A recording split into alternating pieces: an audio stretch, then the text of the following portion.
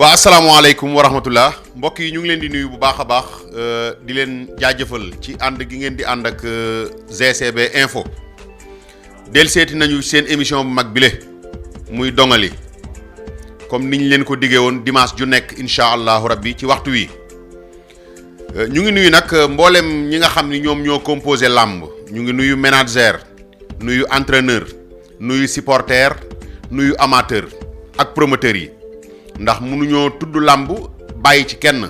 ndax làmb ñooñu ko composé ñooñu ma lim noonu bu làmb day dem am ku ci manqué rek xoromus làmb day manqué kon ñoom ñëpp la ñuy boole jox leen seen wàccuwaay di nuyu nag aussi sunu magu reporter yi nga xam ne ñoom ñoo ñu jiitu ci terrain bi ñu ciy jiital sunu président ku mel ni Khadim Samb ñu ngi koy jiital ci nuyoo bi mu yóbbaale ñëpp El Hadj Bekaay Mbaye ñoom ñëpp rek ñu ngi leen di nuyu ak sunu génération yu mujj yi ku ci mel ni Mamadou Diouf ñu ngi koy nuyu ndax mu ngi encouragé am na solo.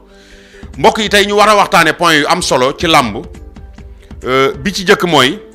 dinañ waxtaane li nga xam ne mooy licence u mbër yi ndax dégg nañu ay nit wala boog ñu bokk ci làmb wax ni comme que daaw mbër yu bari dañoo dagg licence te jotuñu cee bëre est-ce que ren mënuñu leen a bàyyi ñu bëre ci licence yooyu dinañ ci waxtaan dinañ ci jokkoo ku mel ni Sëwru Fall nga xam ni manager la am na ci xam-xam maîtriser na loolu règlement CNG mu wax ñu loolu lan la ci règlement bi prévoir incha allah waaye dinañ waxtaan ci xale bii nga xam ne tamit mooy rëg-rëg mu def exploit bu rëy bi mu duggee ci làmb ak léegi yàggul moom rëg-rëg gis ngeen bëre simple bi li mu ci def macha allah am ci solo lool lutte avec frappe bi fii ci Sénégal tamit mu ngi ciy wane boppam waaye ñu ni déetawaay rëg-rëg dem ci MMA bi muy bëre boo xam ne nii Sénégal baaxoowuñ ko woon a xam mu dugg ci boobu ba léegi di ci def ay exploit yoo xam ne yu am solo la vraiment kon képp koo xam ne nii doomu Sénégal nga rawatina làmb yitteel la sport neex la ameel nga ko njukkal ñuy woo nag état Sénégal nañ ko accompagner ndax nag doomu réew mi bu génnee dem bitim réew dafa défendre drapeau Sénégal kooku nag état daf ko war a accompagner xam naa dinañ ci gën a dikk incha allah mais nag di taxaw ci benn point bu am solo muy ko mel ni sunu père Khadim Samb dañ ko dégg jamono yi passé ñu invité ko ci benn plateau télévision mu waxe fa noo xam ni séntuwuñ ko woon ci moom Khadim Samb ndax fii làmb Sénégal egsi bokk na ci ñi ko fi indi waaye moom it fu mu egsi tey làmb ba ko fa yóbbu que ça soit clair il faut mu leer Khadim Samb nu mu mel làmb moo ko ni def politique defu ko invité nañ ko ci plateau nag ak ay promoteur mu ni moom politique la fa toogal ma yaakaar ne nag dëgg-dëgg mbokk yi boo nekkee ci mel ni mbir ba mbir moomu def la noo xam ne nii xëy na raw nga say morom fépp foo toog loolu ngay war di ndamoo mais toog ci plateau télévision naan politique laa fi toogal séntuwuñ ko ci Khadim Samb xam naa dinañ ci dikk incha allah mais bu ko defee rek ñu jéem a woo suñu technicien wool ñu ki nga xam ne mooy Sëwru Fall lii ñu wax lépp daan ci dikk bu ñu woolee Sëwru Fall ñu jokkoo ak moom waxtaan ak moom ci point yu bari waaye bi ñu ci gën a yitteel nag mooy licence yi nga xam ne nii gars yi dañoo bëgg licence daaw ñu béréwaat ko ren est-ce que loolu mën na nekk wala mënul nekk xam naa suñu technicien mu ngi ñuy jéem a contacter ki nga xam ne mooy manager bi di Sëwru Fall bokk ci manager yi ëpp ay mbër ci làmb ji xam naa ni bu fekkee Sëwru mu ngi ci ligne bi rek incha allah ñu jékkoo ak moom allo waaw xam naa technicien bi mu ngi jeex numéro Sëwru bu ko defee incha allah ñu dikk ci waaw allo waaw. salaamaaleykum. waaleykum salaam wa rahmatulah. waaw Sëwru. waaw bàcc ma sàmba xaritu Baye Assane Mesere. waaw loolu moom am na Baye Assane sama waay la léeg-léeg mu ruube mais sama waay la. wala taalibi Baye Assane. waaw bu mu ci mënti doon baax na Baye Assane moom nit ku baax la. ñoo ngi lay siyaar sang bu. waaw yàlla na yàlla nangu naka yi tey. sant yàlla bu baax a baax. ñu ngi lay siyaar bu baax a baax. yàlla nangu siyaar bàcc. alhamdulilah waaw tey yaa ngi en direct ci GCB info. ci émission bu mag bii di dongali. yaakaar naa ni yow moom kenn du la jàngal dongali ndax xam nga dongali. dëgg la ndax nit moom lu mu nekk dégg ci ngóor si ba dégg ci góor gi. dëgg loolu war na ci am expérience moo tax sax ñu taamu la. ngir point yi ñu bëgg a waxtaane dalal la ci. point bi ci jëkk nag mooy gis nañu ay nit. ñu bokk ci làmb ji. di revendiquer ni licence su daaw yi ñu daggoon ci 2020 bi. 2019 2020. nañ leen may ñu bëre ci ren. est-ce que règlement lamb prévoir na loolu est-ce que loolu mën na nekk ndax licence yi ñu daggoon daaw ndax mën nañ ci bëre ren wala mënuñ ci bëre ren Sëwru Fall. waaw jërëjëf Bàcc maa ngi lay nuyu di nuyu waa CCB yëpp di nuyu waa Dongali xam nga yow wax ak yow ci làmb sax day xaw a jafe. ndax da ngay làmb la bu mag a mag xëy léegi su ñoom sama ba gars yi xamuñu la waaye man xam naa la baax a baax. yow laay jànge. man ci yow laay jànge daanaka. waaw li nga wax it dëgg la mais saret daal du jiitu fos. en tout cas licence su mbër ak menacé ak promoteur yëpp a yem. le 31 juillet moom benn licence wala balatul. le 31 juillet. le 31 juillet. le 31 juillet. waaw bu saison bu ubbee 1er novembre wala octobre. waaw. saison mi ngi ubbi 1er octobre parce que loolu décret la. mi ngi war a jeex le 31 juillet. bu ñu xasee yegg le 31 juillet. amul benn licence boo xam ne tey wala bal na yëpp kayit la. même promoteur ak manager bi. benn licence déggu naa ne benn licence damay bañ naan biir bi benn licence bu CNG jaay boobu ma limal la comme ça promoteur bu manager bu mbër. benn bu wala bal bu ñu xasee le 31 juillet benn bu wala bal amatul. waaw kon nag te jàpp naa ne loolu tam bu CNG ñun mooy suñu kii tamit jàpp naa ni bokk nañ gën a informer côté CNG bi. te dégg gu ma fenn fu ñu waxee lu mel noonu kon nag sa réew te jiitu fas. dëgg la. làmb nag bàcc dara ñaar da ko yàq. ñu bare ba sama kalaat dañu jóg ni man la. te loolu baaxul jëkkante wax parce que bu fekkee système yi waxagul ci loolu. waroo jiit ni lii mooy am. dëgg la. CNG waxu la ko buy communiqué. te man ku ko mën di wax moom mën naa ko weddi parce que bu doon loolu la. xel sa nangu ko. bu doon loolu la tey mbër mi nga xam dafa am tétaw licence sa bëriwul. kon dañ ko naan bu déwee ne du tétaw licence wax jooju moom taxul fenn te en tout cas jógewul ci CNG tey xel nangu ko. licence daal li ma la waxoon lu leer. le 31 juillet moom benn licence wala bal. kon daal loolu ay rumeur luy daw la ci ay proposition gars yi la rek mais nekkul lu wér. non xëy na proposition ki ko wax la mais du proposition CNG moom àddoogul sax ci loolu. waaw loolu moom mën naa ko wax muy lu leer moom CNG en tout cas àddoogul sax ci jëmagul sax côté boobu. àddoogul lu jëm ci mbiru licence sa waxu bopp la boo xam yow la engagé yow yaa ko wax sa bopp mais en tout cas du CNG moom waxul loolu te xel nangu. en tout cas licence daal li ma ko leer mooy 31 juillet lay jeex tàkk. jërëjëf Sowlu kon yaakaar naa ne point boobu ñi ci doon am ak jaaxle wala ñu ciy am lu ñuy posé wu yaakaar naa ni boobu leer na mais lu jiitu ñuy bàyyi Sowru muy dem xam nga ndaanaan bu mel ni Sowru kenn du ko dalal ci plateau bu mel ni occasion la foog nga xuus ak moom tuuti ci làmb li xawoon a lënt gaa yi tuuti mu leeral ko Sowru Fall gis nañ ñu léegi depuis presque mën naa ne 2010 ba fii ñuy wax ak yow promoteurs yi dañ fee gën a bëri làmb di gën a am sooxe yow mi nga xam ne ni bokk nga ci tey ñi nga xam ne ni làmb Sénégal fu mu dem bokk nga ci ñi ko fa yóbbu nan nga gisee barik promoteurs yi ak sooxe gi làmb sooxe lan moo ko indi. waaw li ko indi benn promoteur boo xoolee mën nañ ni du ma ne amul nag waaye bëreetul. promoteur bëreetul.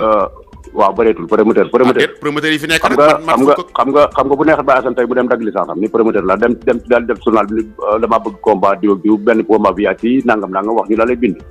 ah bon loolu mën na nekk promoteur kon booy doon promoteur amul fenn fu ñu lay jaarloo gëstu say mbir ba nga doon promoteur. dama ne la su la neexan suba lundi. nga dem yóbbu si casier judiciaire yóbbu si licence jaale licence nga daal di woo benn rajo wala benn télévision wala def ne dama def benn conférence de presse waxaale naa benn combat VIP bu la mën nga bañ a tudd benn combat nga ne taxawal naa benn combat VIP wala maa ngi négocier benn combat VIP gars yi daal lay taal. loolu tam responsabilité dafa bëri parce que responsabilité benn dem na ba ci presse bi. kon donc am nañ ci responsabilité war nañ ñëw bu ñu introsé du xam fi ñuy introsé kan la. wala doo jóg rek jóge fële rek wala nga téléphoné rek ñu daal di tasaare loolu te gëstu woo ko. loolu bii la beneen ba li tax man la promoteur bëreetul du ma ne amul mais bëreetul. promoteur bu njëkk da daan ñëw waxaale mbëri jaar ci menacé waxaale combat am dem génne avance am joxe avance yu ma sëkk la daan joxe. combat yu ndaw yi mu jox benn menacé ko taxal ko combat yu ndaw yi du ñu xool ko am mbooloo dañu xool ko am lenn dañuy xool xale yu mën a bëre. nga ñëw jox leen seen avance doo tudd ay affaire billet mais li ci ëpp li ñu indi mooy da ngay ñëw rek jël say billet xale yi bon ñu bëri bëgg nañoo bëri xale yi ñu ci bëri loolu ñu ngi ciy contesté menacé yi naan menacé or que non du affaire menacé yi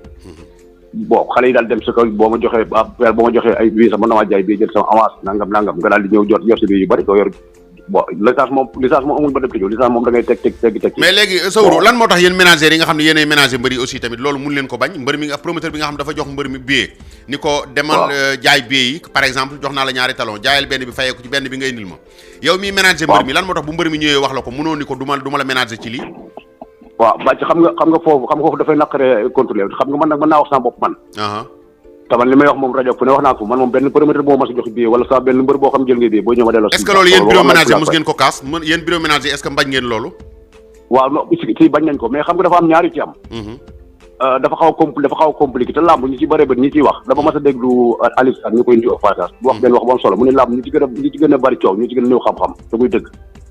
parce que tey loolu tey da ngay bàcc day am benn xalem sooy bu di tëgg làmb bu dem ci sooy bu ni bàcc bi am na sooy bu di am na sa benn xale boo xam nangam moom jëlu sax nga ko kii boo ko joxe bi fekkee xarit sooy bu ga sooy bu rus la daal leen waaw amul problème dinaa ko jox kii mais ay bii laay joxe au lieu que yow bàcc bu leen ne dinaa la may benn xale ba pare ngeen ko Sëru Fall ka te ko yor dama nga wax ak moom nag bàcc bi def loolu wala xale bi même mooy dem ci sooy bu daal di ko ban ko dëgg naa da ngay tëgg làmb nangam man bu ma fay dara soo ma joxee te fekk xale bi Sëru Fall moo ko war a wutal combat kon daal léegi loolu erreur su ma la déggee erreur boobu ci mbër mi la waaw mbër yi la loolu moom léegi foofu sax dañuy profité parce que yéen ménagères yi point boobu nga xëy na daan ci gën a dikk dañuy profité yéen ménagères yi léegi gis na mbër yi dañuy am ay agent surtout maa mbër yu mag dañuy am ay agent te agent man yàgguma ko gis ci làmb ndax wax dëgg yàlla at yi bëriwul waaye def nañu ay fan ci làmb agent yàgguñu ko gis ci làmb léegi mbër yi dañuy am ay agent léegi ndax agent yooyu lii ménagère bi doon am daf koy séddoog agent bi nga xam dafay doxal mbër mi ay combat wala agent bi lan lay représenté ci mbër mi waaw xam nga bàcc côté boobu dafa am ñaari aspect yu fi am léegi day dellusiwaat ci li ma daan wax Touba souvent xam nga day ñëwaat ci li ma wax léegi ni la promoteur lu ma ni amul waaye bëreetul promoteur bëreetul mbëri jëkk yi jikko ñu amoon ji amuñu ko léegi nii parce que mbëri jëkkee bu ñu waxtee dëgg dañoo amoon ngor yéene woon ñu daan àndal dañoo amoon ngor yéene ñu daan àndal mais lamb dafay toll ak koo xam ne tey même bu dee menacé parce que tey lamb lu mu yaatu yëpp képp ku jóg rek lamb ngay attaqué képp menacé nga attaqué doo attaqué la doo xoolee ne menacé nga attaqué parce que dañu naan menacé dafa yomb 10% dafa yomb da ngay toog rek jël 10% or que yow xam nga xel ni man de sama 10% bu ma ko lekkee yaayoo naa ko te bari naa ci morom risque bi ci ne aussi duñ ko wax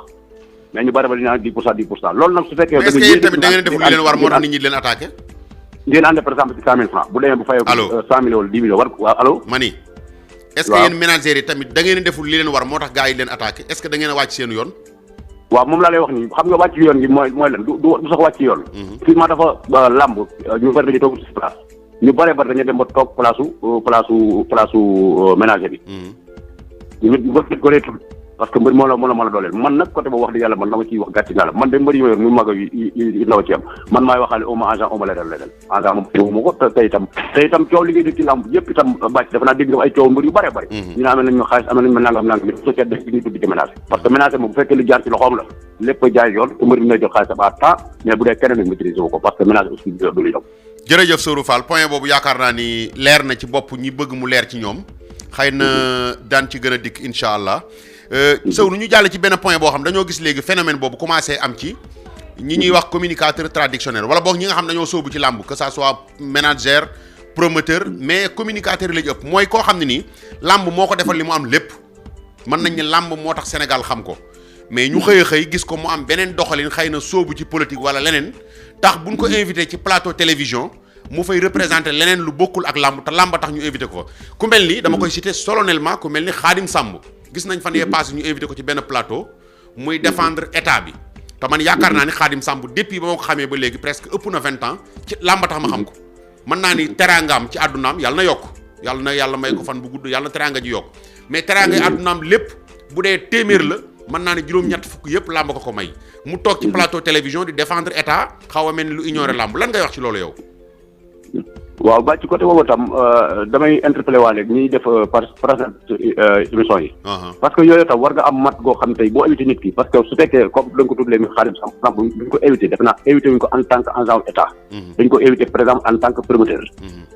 kii décide émission moo war tey ji bu dérage jëm ko le mun ko mën éviter am courage am aussi parce que nit ki tamit foog nga ñemee li nga def am sa courage wan ko wax ni ko éviter wu la pour nangam lii pour lii laa la éviter wu la émission politique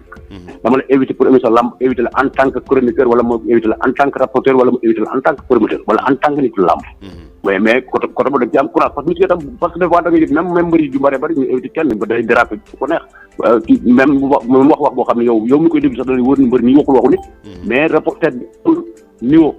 pour man ko delloo si fa mu newoon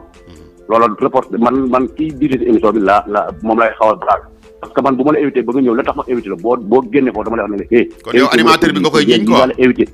voilà pour yéeg lii laa la éviter loolu mooy lu logique mais kooku mënoo ko rapproché dara parce que ñëw la tey wax sànni message bi bëgg message parce que am na ñoo xam ne lamb di ñëw ay uniquement pour politique man bu fekkee dama def sama émission lamb mais boo bëggee dugg feneen boo bëggee dugg ci mbooy gi dama lay wax ne yaa ngi dugg ci mbooy gi di foofu fii la loolu mooy yoon parce que côté boobu tam man présentateur yi laa ci blâmé parce que ñu ci bëri amuñu niveau bu ñu waxante dëgg ñu ci bëree bëri ñu jox la ay site internet wala ay télévision yu bëri amuñu niveau man des fois damay toog di seetaan damay fi ma toog damay mer parce que léegi wóor ñi ñu jox émission amuñu niveau parce que ñu si day génn booy bi lu yàgg ñu bàyyi duñu xam ne laaj wala ñu laaj benn laaj bu am importance ba comment dire xool ñu jëlee la foofa sànni wàll rek feneen foo xam ne amul nit ñi benn njëriñ loolu aussi lu bëri moo koy bëgg a indi mais loolu moom c'est pas du tout normal nit ki li mu la def war nga ko respecté dëgg la jërëjëf Sourou Fall jërëjëf xam naa ni ci fan yu néew corona bee tax rek ñu concentré wu ci studio bi di fi def émission yi waaye bu soobee yàlla yow am nañu yéene fas yéene liggéey ak yow ndax wax dëgg yàlla ku ne xam ne coono bi ngay daj ci làmb ak sëg dëggu mën naa ni ñi nga munta àndal ñëpp sëg dëggoo tax mënoo ànd ak ñoom loolu mën nañ ko seede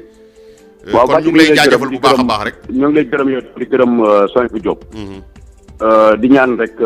émission bi nga xam ne dañ ko def muy lu bees muy doxali man dama cee bokk du ma ci jàmbur du ma ci leen dama ci bokk wallaahi dëgg la te yow defe naa li ma la waxoon ci suuf dama ko wax tey am naa occasion wax la tey ñi ñëpp dégg ko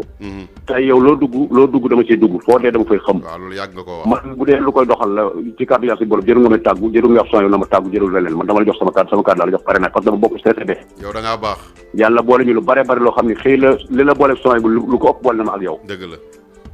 ngay nit ku baax aussi vraiment te émission bi la jox tam muy loo man kon vraiment muy nuyuwaale aussi waa CCB yëpp waaw vraiment daal di lay wax daal lu jàpp ci émission bi ñun la luñ ci mën ci kàddu yàlla képp la suñu xam-xam di leen ci wax li ñu xam xëy na nag li ñu xamagu si néew bëriwul waaye luñ ci laaj incha allah dañ ko def pour émission bi gën a jëm kanam jërëjëf Sourou merci beaucoup jërëjëf kon ñu ngi jaajëfal Sourou Fall moom lañ dalaloon tey muy waxtaane point yoo xam ne ni xëy na dinañ ko gën a yaatal ndax dinañ jël suñu caméra déplacé wu dem ci ku mel ni moom ak ñeneen ñi nga xam ni am nañ xam-xam ci làmb waxtaan ceeg ñoom point yooyu dañ ko junjoon rek waaye dañ ko àggale ba léegi comme li ma leen ko wax sànq ndax ku mel ni xale bi di rëg-rëg def na exploit bu rëy waaye nag am na combat bu rëy it nag fii ci Sénégal ndax nag dëgg-dëgg MMA bokkul ak bëre lutte avec frappe xaw nañu wuute tuuti lu bari rëg-rëg am na combat ak xale bu ñuy wax guy gi dernier combat am mook Siteu la woon mu daan rëg-rëg it aussi noonu gis nga fi mu jaar ak xale yu baree bari ba ci rakki Gris Bordeaux ji Maodo gis ngeen ni mu ko def kon muy combat boo xam ni ñoom ñaar bu ñu dajee dëgg-dëgg mbokk yi combat buy neex lay doon dinañ déplacé wu nag dem ci ku mel ni guy gi dékk ko sunu micro rëg-rëg bu ñu bisee ak jàmm incha allah daañ ko introsé waaye ci gàttal daal combat yi taxaw bari na lool mais nag ma fàttali leen ni leen benn combat valable ku ci CNG ndax combat pour mu valable dañ koy régulariser CNG promoteur bi ak manager bi dañuy ànd dem CNG promoteur bi ni ko bëgg naa combat diw ak diw manager bi juboo ceeg moom ñu dem CNG ñu joxe avance ñu régulariser combat bi mais tant que loolu amul combat bi officiel agul combat yi ngeen fi dégg yëpp benn officiel agu ci xanaa lu dul yi nu régulariser woon daaw mais combat yi taxaw ci ren jii maanaam 2020 bi 2021 amu ci benn bu valable ndax nag régulariser guñ ko CNG bu nu fàtte loolu li waral léeg-léeg coowu mbër promoteur di am CNG mandu ci te ñu bëri xamuñu ko loolu ci la bokk ndax bu fekkee ni yow promoteur bi da ngaa jël sa xaalis dem gis mbër mi jox ko avance dem gis mbër mi jox ko avance ngeen xuumtoo ko loolu tegandaay la du avance bu valable tegandaay la bu ngeen ci amee jafe-jafe promoteur manager bi yoonam nekku ci bu ngeen ci amee jafe-jafe yoonu CNG nekku ci di moins laa bëgg a wax mais bu fekkee ni da ngeen a régulariser combat bi da ngeen dem CNG régulariser ko ëllëg mbër mi bu bañee bëreeg bu bëggee bëre dina bu bañee dina bëre bu boobaa yoon lay amal yoon ndax CNG état moo ko teg fii pour ñu xam ko ndax combat yi taxaw yëpp amu ci benn boo xam ni bu valable la ndax gis nañ Mamadou Lo taxaw na ak Ama Baldé muy ñaari xale yoo xam ne bu ñu dajee ñaari xari sawara la boo leen fénqalee rek ferñeent génn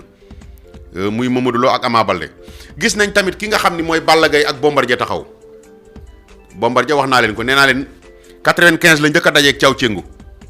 keroog Thiaw Thiengu ñoo ànd gis nga fa mu jaar ak moom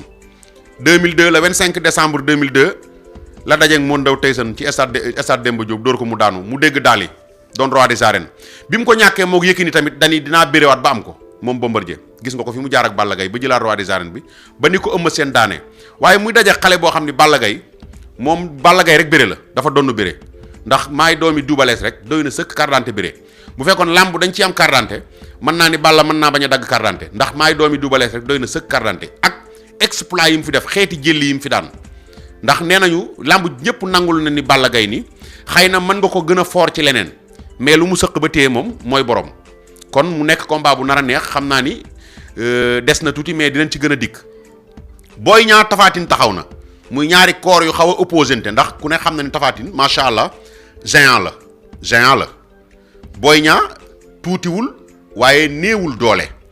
muy ñaar ñoo xam ne nii béré bu xaw a róobaat loolu ñu yor waaye combat bu neex lay doon dinañ ci gën a dikk maanaam li taxaw ci làmb Diène Kaïré bu leen ko fàtte moo ko xale Thiès bi di Modou Anta muy ñaari xale yoo xam ne ni ay Benjamin la ñu war a dem kon loolu lépp taxaw. Corona bi moo ñu xaw a tënk ndax xëy na rassemblement bi la ñuy bañ ak yooyu moo tax mënuñu déplacé wu kenn ku nekk ñu dem dékk la suñu micro moo tax émission yi ñu koy def ci studio bi mais bu soobee yàlla à bientôt dinañ déplacé wu kenn ku nekk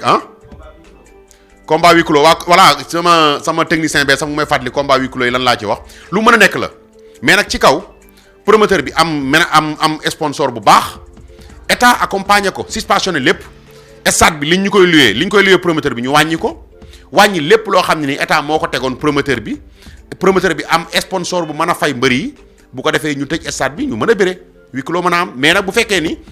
dañ ni promoteur yi def leen huis clos te dëgg-dëgg nag promoteur bi amul sponsor état wàññi lu ko li mu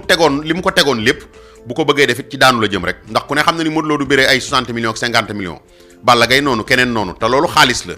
xam naa ni sama technicien bi sax moo ma ko fàttali daan ci ñëw émission spéciale seeti benn promoteur waxtaan ci ak moom muy combat huis clos yi nga xam ne dañ leen bëgg a proposer ndax it gis nañu benn division bu am ci promoteurs yi ñii nee nañu mën nañu tëgg huis clos am na promoteur yu taxaw ni ñoom duñ ko def